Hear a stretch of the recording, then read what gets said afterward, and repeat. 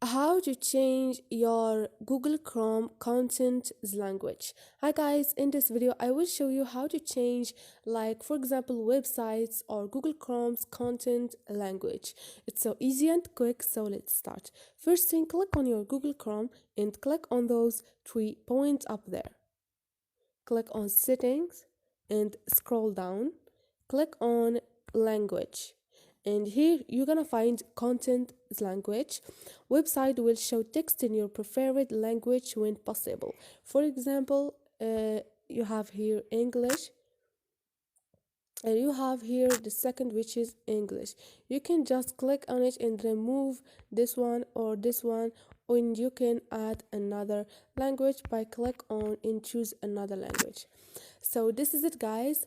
You can just like do a list from your favorite language, or language you know, to the list. And this is it, guys. Hope this video was helpful to you, and if you liked the video, don't forget to subscribe and like.